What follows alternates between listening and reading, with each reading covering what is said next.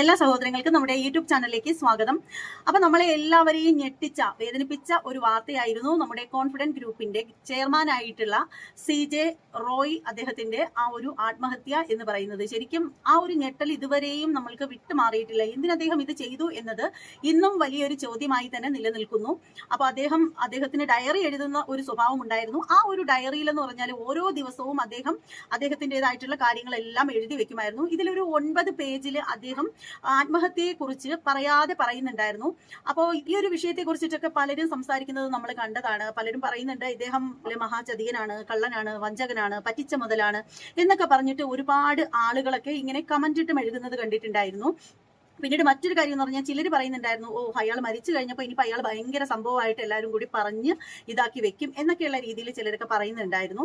അപ്പോൾ ഇവിടെ എനിക്ക് പറയാനുള്ള ഒരു കാര്യം എന്താണെന്ന് വെച്ചാൽ, മരിച്ചുപോയ ഒരാളെ കുറിച്ച് പറയുമ്പോൾ ആ ഒരു വാക്കുകളിൽ കുറച്ചെങ്കിലും ഒരു മാന്യത ഉണ്ടാവണം എന്ന് ഒരു അപേക്ഷയുണ്ട്. കാര്യം എന്താണെന്ന് വെച്ചാൽ, അദ്ദേഹം ചെയ്ത എന്തെങ്കിലുമൊക്കെ തെറ്റുകൾ അദ്ദേഹം ചെയ്തിട്ടുണ്ടെങ്കിൽ നിങ്ങൾക്ക് അത് എടുത്ത് പറയുന്നതിൽ യാതൊരു തെറ്റുമില്ല.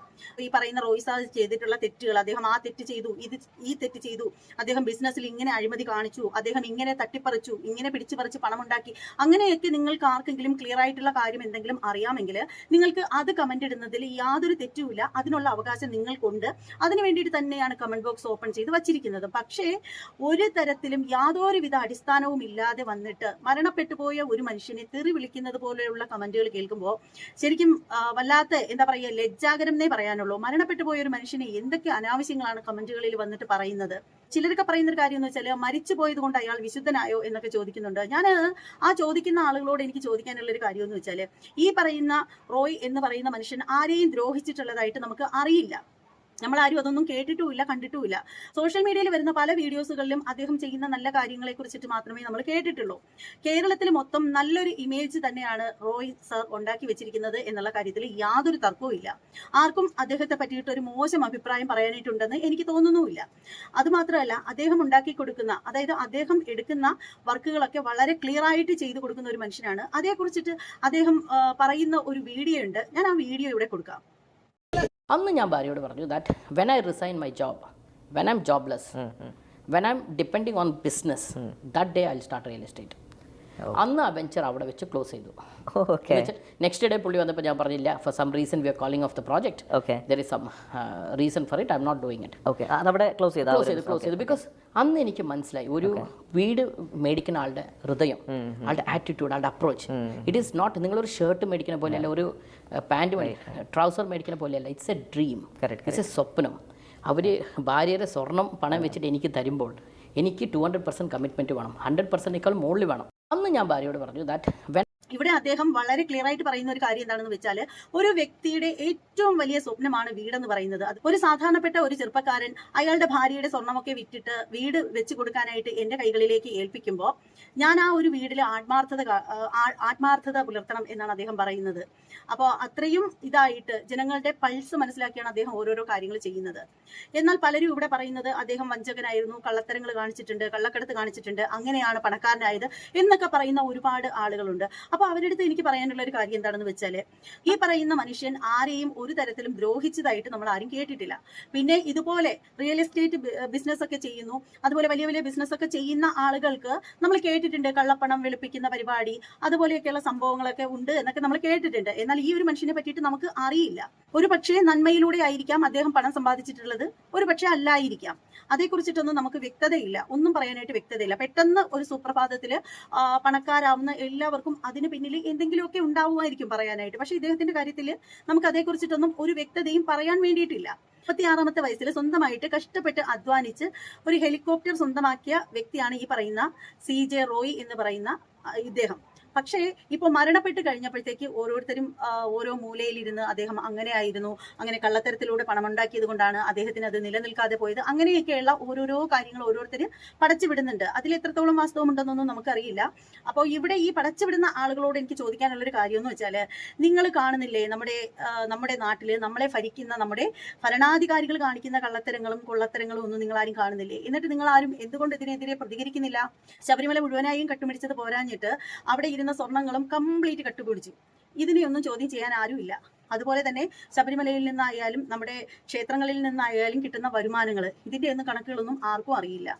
എത്രത്തോളം അഴിമതി കാണിച്ചിട്ടുള്ള ഒരു സർക്കാരാണ് നമ്മളെ ഭരിച്ചുകൊണ്ടിരിക്കുന്നത്. എന്നിട്ട് ഇതിനെതിരെ ഒന്നും നിങ്ങൾക്ക് ആർക്കും ശബ്ദിക്കണമെന്നില്ല. ഒരു മനുഷ്യൻ മരണപ്പെട്ട് കഴിഞ്ഞപ്പോൾ നിങ്ങൾ ഈ ഒരു മനുഷ്യൻ പണം സമ്പാദിച്ചത് അങ്ങനെ ആയിരിക്കും ഇങ്ങനെ ആയിരിക്കും എന്ന് ഊഹിച്ച് പറഞ്ഞുകൊണ്ടേ ഇരിക്കുന്നു. ഒരു പക്ഷേ നല്ല രീതിയിൽ ഉണ്ടാക്കിയതായിരിക്കാം, ചിലപ്പോൾ മോശം രീതിയിൽ ഉണ്ടാക്കിയ പണവും ആയിരിക്കാം. പക്ഷേ അന്ന്, അതായത് അദ്ദേഹം ജീവിച്ചിരുന്ന സമയത്ത് ഇതിനെക്കുറിച്ചൊന്നും ഒന്നും സംസാരിക്കാത്ത നിങ്ങൾ ആ ഒരു മനുഷ്യൻ മരിച്ചു കഴിഞ്ഞപ്പോൾ എന്തിനാണ് അത്തരത്തിലുള്ള കാര്യങ്ങളൊക്കെ വിളിച്ച് പറയുന്നത് എന്ന് എനിക്ക് മനസ്സിലാവുന്നില്ല. എന്തായാലും വല്ലാത്ത മോശമായി പോയി എന്ന് മാത്രമേ എനിക്ക് ഇതിനെ പറ്റിയിട്ട് പറയാനുള്ളൂ. അപ്പോൾ എന്തായാലും നമുക്കറിയാം നമ്മുടെ നാടിന്റെയൊക്കെ അവസ്ഥ. ഒരു വ്യക്തിയെക്കുറിച്ച് വളരെ നല്ലത് പറയുന്നതിനേക്കാൾ കൂടുതലായിട്ട് എല്ലാവരും ഇഷ്ടപ്പെടുന്നത് ആ ഒരു വ്യക്തിയെ, അത് ഏതൊരു വ്യക്തിയാണെങ്കിൽ പോലും താറടിച്ച് കാണിക്കുന്നതായിരിക്കും. പിന്നീട് എനിക്ക് എന്റെ ശ്രദ്ധയിൽപ്പെട്ട മറ്റൊരു കാര്യം എന്താണെന്ന് വെച്ചാൽ, അദ്ദേഹത്തിന്റെ മരണത്തിന്റെ സമയത്ത് ഈ പറയുന്ന റോയി സാറിന്റെയും മകളുടെയും വരവാണ്. ഈ അദ്ദേഹത്തിന്റെ ഭാര്യയാണെങ്കിൽ കണ്ണിൽ കൂളിംഗ് ഗ്ലാസ് വെച്ചിട്ടുണ്ടായിരുന്നു. അപ്പൊ ആ ഒരു സംഭവത്തെ എടുത്തു കാണിച്ചിട്ട് പലരും സംസാരിക്കുന്നുണ്ടായിരുന്നു. അവർക്ക് അത്രയ്ക്ക് വലിയ സങ്കടമൊന്നുമില്ല, അവർക്ക് ഒരു വിഷമവും ഇല്ല, അവരിതേ കണ്ണിൽ കൂളിംഗ് ഗ്ലാസ് ഒക്കെ വെച്ചിട്ട് ഭയങ്കര സെറ്റപ്പിലാണ് വന്നിരിക്കുന്നത് എന്നൊക്കെ പറഞ്ഞിട്ട് ഒരുപാട് ആളുകൾ പറയുന്നുണ്ടായിരുന്നു. അത് മാത്രമല്ല, അത്തരത്തിൽ വന്ന വീഡിയോകളുടെയൊക്കെ അടിയിൽ വന്നിരിക്കുന്ന കമന്റ് എന്ന് വെച്ചാൽ പച്ച തെറി വിളിച്ചിട്ടുള്ള കമന്റുകളായിരുന്നു. ആ ഒരു കമന്റുകളൊക്കെ ഞാൻ കണ്ടിട്ടുണ്ടായിരുന്നു. അതിനെ പറ്റിയിട്ട് പല ആളുകളും റിയാക്ട് ചെയ്യുന്നത് കണ്ടിട്ടുണ്ടായിരുന്നു. അതിൽ എനിക്ക് ഏറ്റവും രസകരമായിട്ട് തോന്നിയ ഒരു കാര്യം എന്ന് വെച്ചാൽ, നമ്മുടെ അതുൽ വ്ലോഗ് ഉണ്ടല്ലോ, നമ്മുടെ അതുൽ പറഞ്ഞൊരു സംഭവമാണ്. അതിൽ പറഞ്ഞത്, അവരൊക്കെ എന്ന് പറഞ്ഞാൽ നമ്മളെ പോലെ സാധാരണപ്പെട്ട ആളുകളൊന്നുമല്ല. അതുകൊണ്ട് തന്നെ അവർക്ക് എപ്പോഴും AC-യുടെ ഒക്കെ ആ ഒരു തണുപ്പിലൊക്കെ ഇരിക്കുന്നത് കൊണ്ട് അവർക്കൊക്കെ പുറത്തേക്കൊക്കെ ഇറങ്ങി നടക്കുമ്പോൾ അല്ലെങ്കിൽ പുറത്തേക്കൊക്കെ ഇറങ്ങുമ്പോൾ അവർക്ക് വെയിലൊക്കെ മുഖത്തടിച്ചു കഴിഞ്ഞാൽ അല്ലെങ്കിൽ അവർക്ക് ആ വെയിലൊന്നും ഒട്ടും താങ്ങാൻ സാധിക്കില്ല. അതുകൊണ്ടാണ് അവർ കൂളിംഗ് ഗ്ലാസ് വെച്ചത്. നമ്മളെ പോലുള്ള സാധാരണക്കാർക്ക് മാത്രമേ കൂളിംഗ് ഗ്ലാസ് ഒക്കെ ഒരു ഭയങ്കര സംഭവമായിട്ട് തോന്നത്തുള്ളൂ. അല്ലാതെ ഇവരെ പോലുള്ള ശത്ത കോടീശ്വരന്മാർക്കൊന്നും കൂളിംഗ് ഗ്ലാസ് ഒന്നും ഒരു വിഷയമില്ല എന്നൊക്കെ പറഞ്ഞിട്ട് അതിൽ പറഞ്ഞിട്ടുള്ള ചില സംഭവങ്ങളുണ്ട്. അതിൽ തന്നെ മോശമായിട്ടുള്ള അല്ലെങ്കിൽ തെറ്റായിട്ടുള്ള രീതിയിലുള്ള വസ്ത്രധാരണത്തെയൊക്കെ നല്ല രീതിയിൽ വിമർശിക്കുന്ന ആളാണ് അതില്. പക്ഷെ ഈ ഒരു കാര്യത്തിൽ മാത്രം അതിൽ പറഞ്ഞത് പൊട്ടത്തരമായി പോയി എന്ന് ഞാൻ പറയത്തുള്ളൂ. കാര്യം എന്താണെന്ന് വെച്ചാൽ, ചൂട് താങ്ങാൻ പറ്റാഞ്ഞിട്ടാണോ അവർ ആ ഒരു കണ്ണാടി വെച്ചിരുന്നത്? എന്നാൽ അങ്ങനെയല്ല. ശരിക്കും അവരുടെ ഒരു കണ്ണിന് എന്തോ ഒരു പ്രശ്നം ഉണ്ടായിരുന്നു. അത് പല വീഡിയോസുകളിലും നമുക്ക് കാണാൻ പറ്റുന്നതാണ്. ഒരു കണ്ണ് ഒരിച്ചിരി ഒന്ന് ചെറുതായിട്ട്, അതായത് ചെറുതായിട്ട് എന്നുള്ളതിനാണ് നമ്മൾ ചെറുകി എന്ന് പറയുന്നത്. കണ്ണ് ചെറുകി തടിച്ച് ഇരിക്കുന്നത് കണ്ടു. ആ ഒരു കണ്ണ് ശകലം അടഞ്ഞ രീതിയിലാണ് ഇരുന്നത്. അതുകൊണ്ടാവണം അവർ ആ ഒരു കൂളിംഗ് ഗ്ലാസ് വെച്ചിട്ടുള്ളത്. അത് എല്ലാവർക്കും ഒന്നും ഒരുപക്ഷെ മനസ്സിലായിട്ടുണ്ടാവില്ല. ഇത്തരത്തിലുള്ള പൊട്ടത്തരങ്ങളൊക്കെ വിളിച്ച് പറഞ്ഞാൽ അത് കേൾക്കുന്ന ആളുകൾ കൂടി കൺഫ്യൂഷൻ ആയി പോകും.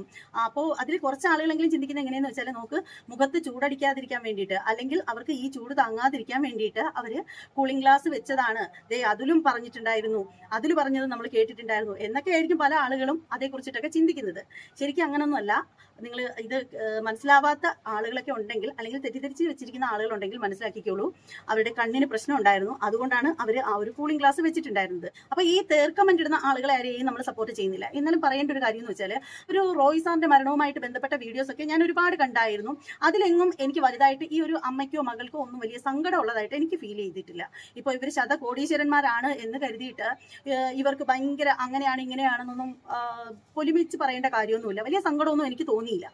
ഒരുപക്ഷെ ഇവർക്ക് റിയാലിറ്റിയെ പെട്ടെന്ന് ഫേസ് ചെയ്യാനായിട്ട് പറ്റുന്നത് കൊണ്ടായിരിക്കും. നമ്മളെ പോലുള്ള സാധാരണക്കാരൊക്കെ ആണെങ്കിൽ ഇത്തരത്തിൽ, അതും പ്രതീക്ഷിക്കാതെ ഇങ്ങനെ ഒരു മരണമൊക്കെ ഉണ്ടാവുകയാണെങ്കിൽ നമ്മളൊക്കെ തകർന്നടിഞ്ഞു പോകും. പക്ഷെ അങ്ങനെയുള്ള ഒരു സാഹചര്യത്തിൽ അവർ സ്ട്രോങ് ആയിട്ട് നിന്നത് നല്ലത് തന്നെയാണ്. എല്ലാ കാര്യങ്ങളും സ്ട്രോങ് ആയിട്ട് കൈകാര്യം ചെയ്യുന്നത് നല്ലത് തന്നെയാണ്. പക്ഷെ ഇവർക്കുള്ളൊരു ആ ഒരു മൈൻഡ് പവർ എന്ന് പറഞ്ഞാൽ വളരെയധികം സ്ട്രോങ് ആണെന്ന് എനിക്ക് പറയാനുള്ളൂ. ആ ഒരു ലേഡി വളരെ സ്ട്രോങ് ആണെന്ന് എനിക്ക് തോന്നി. അത് ആ അമ്മയായാലും മകളായാലും. പക്ഷെ ഒരു തുള്ളി കണ്ണുനീര് പോലും വരുന്നത് നമ്മളാരും കണ്ടിട്ടില്ല. ഇനി നമ്മളൊക്കെ കാണാതെ കരയുന്നുണ്ടായിരുന്നായിരിക്കാം, നമ്മൾ കാണാതെ പോയതുമായിരിക്കാം ഒരു പക്ഷേ.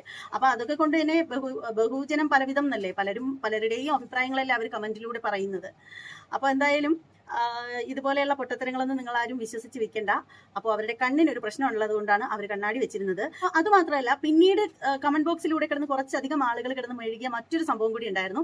എന്താണെന്ന് വെച്ചാൽ, ഈ അന്ത്യചുംബനം കൊടുക്കുന്ന ഒരു ചടങ്ങുണ്ടല്ലോ, അത് ഇസ്ലാം മതത്തിന്റെ ഇത് എനിക്കറിയില്ല. പക്ഷേ ആ ഹൈന്ദവരാണെങ്കിലും അതുപോലെ തന്നെ ക്രിസ്ത്യാനിറ്റിയിലുള്ള ആളുകളാണെങ്കിലും അന്ത്യചുംബനം കൊടുക്കുന്ന ഒരു ചടങ്ങുണ്ട്. അപ്പൊ ആ ഒരു ചടങ്ങ് സാധാരണയായിട്ട് ഇങ്ങനെ മുഖത്ത് വന്നിട്ട് നെറ്റിയിലൊക്കെ വന്നിട്ട് ഏറ്റവും വേണ്ടപ്പെട്ടവർ മാത്രം കൊടുക്കാറുണ്ട്. അപ്പൊ അതൊന്നും ആരും പറഞ്ഞു ചെയ്യിക്കുന്നതൊന്നും അല്ല, അവരവരുടെ സ്വന്തം ഇഷ്ടപ്രകാരം ചെയ്യുന്നതാണ്. ഇവിടെ അങ്ങനെ അന്ത്യചുംബനം കൊടുക്കുന്ന ആ ഒരു സമയത്ത് ടിഷ്യൂ വെച്ചിട്ടുണ്ടായിരുന്നു. അതായത് നെറ്റിയിൽ ടിഷ്യൂ വെച്ചിട്ട് ആ ഒരു ടിഷ്യൂവിന്റെ പുറത്താണ് ഇങ്ങനെ ചുംബനം കൊടുത്തിട്ടുണ്ടായിരുന്നത്. അപ്പോൾ ഇത് കണ്ടിട്ട് കുറച്ച് അധികം ആളുകൾ കമന്റ് ബോക്സിൽ കിടന്ന് തെറി വിളിക്കുന്നതും എന്റെ ശ്രദ്ധയിൽപ്പെട്ട ഒരു കാര്യമാണ്. അതിൽ അവർ ചോദിച്ചിരിക്കുന്ന ഒരു കാര്യം എന്താണെന്ന് വെച്ചാൽ, ആ ഒരു മരണപ്പെട്ടു പോയ മനുഷ്യൻ അദ്ദേഹം ആത്മഹത്യ ചെയ്തതല്ലേ, അല്ലാതെ അദ്ദേഹത്തിന് പകർച്ചവ്യാധിയോ മാറാവ്യാധിയോ ഒന്നും ഉണ്ടായിട്ട് മരണപ്പെട്ടതല്ലല്ലോ, അതായത് എന്തെങ്കിലും മാറാരോഗം തിരിച്ച് പകരുമെന്നുള്ള ഭയത്താലല്ലേ ഇങ്ങനെ ടിഷ്യൂ വെച്ചതിന് ശേഷം ആ ഒരു ടിഷ്യൂവിന്റെ പുറത്ത് ചുംബിക്കുന്നത് എന്നൊക്കെയുള്ള രീതിയിലായിരുന്നു ഒരുപാട് ആളുകൾ ആ ഒരു വിഷയത്തെ നോക്കിക്കണ്ടിരുന്നത്. അത്തരത്തിൽ ഒരുപാട് കമന്റുകൾ, വളരെ മോശമായിട്ടുള്ള കമന്റുകൾ, കേട്ടാൽ അറയ്ക്കുന്ന കമന്റുകളൊക്കെ ഉണ്ടായിരുന്നു. അപ്പോൾ ആ ഒരു വിഷയത്തെ കുറിച്ചിട്ട് പറയുകയാണെങ്കിൽ എനിക്ക് പറയാനുള്ളൊരു കാര്യം എന്ന് വെച്ചാൽ, അത് എന്താണ് അങ്ങനെ സംഭവിച്ചത് എന്ന് മനസ്സിലാകാത്ത ആളുകൾക്കാണെങ്കിൽ, നമ്മൾ ഒരു മരണപ്പെട്ടു പോയ ശരീരത്തെ ഇപ്പോൾ ഭൂമിദാനം ചെയ്യുന്ന ആ ഒരു കർമ്മം, അതായത് അടക്കം ചെയ്യുന്ന ആ ഒരു സമയത്തെന്ന് പറഞ്ഞാൽ, ആ ഒരു ശരീരം വളരെയധികം കുളിപ്പിച്ച് ശുദ്ധമാക്കി വളരെ പവിത്രമാക്കിയാണ് കൊണ്ടുവച്ച് അവിടെ കിടത്തുന്നത്. ഇപ്പോൾ നമ്മൾ ഹൈന്ദവാചാരപ്രകാരമാണെങ്കിൽ കുറികളൊക്കെ അണിഞ്ഞ് അങ്ങനെയാണ് ആ ഒരു രീതിയിലാണ് കൊണ്ടുവന്ന് അവിടെ കിടത്തിയിരിക്കുന്നത്. വളരെ ശുദ്ധമായ രീതിയിലാണ് കൊണ്ടുവന്ന് കിടത്തിയിരിക്കുന്നത്. പിന്നീട് ആ ഒരു ശരീരത്തിൽ യാതൊരു തരത്തിലും അശുദ്ധികൾ ഉണ്ടാവാൻ പാടില്ല എന്നാണ് പറയുന്നത്. അതായത് കുറച്ചുകൂടി മനസ്സിലാക്കി പറയുകയാണെങ്കിൽ, നമ്മൾ ഈ പറയുന്ന റോയി എന്ന് പറയുന്ന മനുഷ്യന് അവിടെ ഭൂമിദാനം ചെയ്യുന്നതിന് വേണ്ടിയിട്ട്, കുറച്ചുകൂടി വിശദമായിട്ട് പറയുകയാണെങ്കിൽ, റോയി എന്ന് പറയുന്ന ഈ ഒരു മനുഷ്യനെ ഭൂമിദാനം ചെയ്യുന്നതിന് വേണ്ടിയിട്ട് കുളിപ്പിച്ച് ശുദ്ധമാക്കി അവിടെ കൊണ്ടുവച്ച് കിടത്തുന്ന സമയത്ത് അദ്ദേഹത്തിനെ വന്നിട്ട് ചുംബനം കൊടുക്കുമ്പോൾ നമുക്ക് എല്ലാവർക്കും ഉള്ളൊരു വിശ്വാസം എന്ന് പറഞ്ഞാൽ, മരണപ്പെട്ട് കഴിയുന്ന ആള് സ്വർഗത്തിലേക്ക് പോവും, ഈശ്വരന്റെ അടുത്തേക്ക് പോവും എന്ന് തന്നെയാണ് നമ്മൾ എല്ലാവരും പഠിച്ചു വെച്ചിരിക്കുന്നത്, അല്ലേ? അങ്ങനെ ഒരു വിശ്വാസമുള്ളത് കൊണ്ട് തന്നെ കുളിപ്പിച്ച് വളരെ ശുദ്ധമായിട്ടാണ് കൊണ്ടുവന്ന് വെക്കുന്നത്. അപ്പോൾ നിന്നുള്ള യാതൊരു തരത്തിലുള്ള അണുക്കളും അവർക്ക് ഏൽക്കാതിരിക്കാൻ വേണ്ടിയിട്ടല്ല അവർ ടിഷ്യൂ വെച്ചത്. ഈ പറയുന്നത് പോലെ തന്നെ ഓരോ വ്യക്തികളും വന്ന് ചുംബനം കൊടുത്ത് കഴിയുമ്പോഴത്തേക്ക് ആ കൊടുക്കുന്ന ആളുകളുടെ ഉമിനീര് ഈ പറയുന്ന ശരീരത്തിൽ പരിപാവനമായ അടക്കം ചെയ്യാനായിട്ട് വെച്ചിരിക്കുന്ന ശരീരത്തിൽ പറ്റാതിരിക്കാൻ വേണ്ടിയിട്ട് മാത്രമാണ് ടിഷ്യൂ വെച്ചത്. അത് മനസ്സിലാക്കാതെ വെറുതെ അവരെ തെറി വിളിക്കാനായിട്ട് നിൽക്കാതിരിക്കുക എന്നാണ് എനിക്ക് ഈ ഒരു വിഷയത്തിൽ പറയാനായിട്ടുള്ളത്. അപ്പോൾ എന്തായാലും ഇത്രയൊക്കെ പറയാനായിട്ടുള്ളൂ. നമ്മളൊരു വിഷയത്തെ കുറിച്ചിട്ട് നല്ല കാര്യം പറയുന്നതിനേക്കാൾ ഏറെ മോശം കാര്യം പറയുന്നത് കേൾക്കാനായിരിക്കും പല ആളുകളും ഇഷ്ടപ്പെടുക.